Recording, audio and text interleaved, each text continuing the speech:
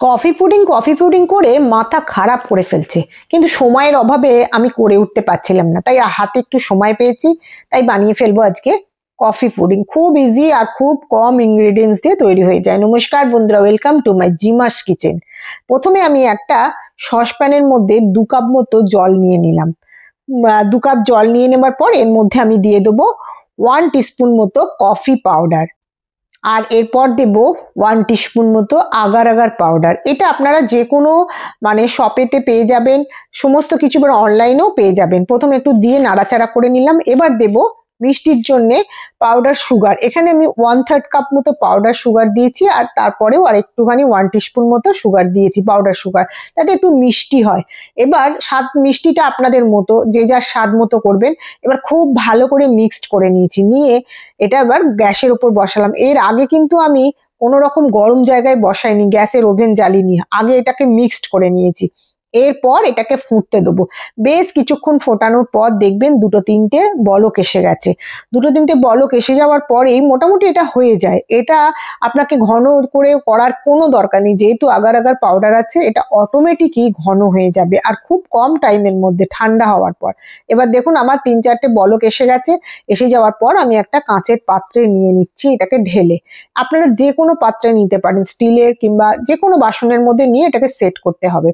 এবার দেখুন সেট হয়ে গেছে। আধা ঘন্টা রেখে দিয়েছিলাম এটা ফ্রিজের মধ্যে রেখে দিয়ে, এবার ছুরি করে আমি পিস পিস করে কেটে নিলাম।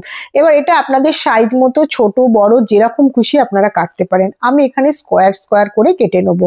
মোটামুটি এটা আমি ফ্রিজেতে রেখে দিয়েছিলাম এবং তারপর বাইরে রেখে ঠান্ডা হয়ে যাবার কিছুক্ষণ পর আমি এটাকে কেটে নিয়েছি। দেখুন এবার কাঁচের মতো স্বচ্ছ একটা বল তৈরি হয়ে গেছে। এটা আপনারা শুধু শুধুও খেয়ে নিতে পারবেন, খেতে খুব ভালো হয়।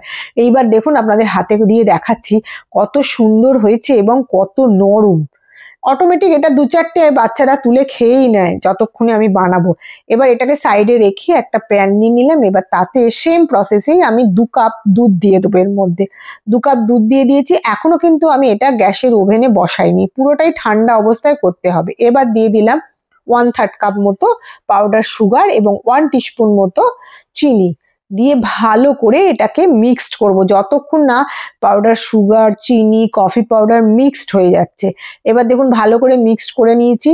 যতক্ষণ মিক্সড না হবে নাড়িয়ে যেতে হবে, নাড়িয়ে নাড়িয়ে মিক্সড করে নিয়েছি। এইবার গ্যাসের ফ্লেমটা আমি অন করে দিয়ে পাত্রটা গ্যাসের উপর বসিয়ে দেবো। আর যখন এটা বসাবেন গ্যাসের উপর কন্টিনিউয়াসলি নেড়ে যেতে হবে, সেটা জল দিয়েই করুন আর দুধ দিয়েই করুন, নাহলে একটা ডেলা ডেলা ভাব হয়ে যাবে।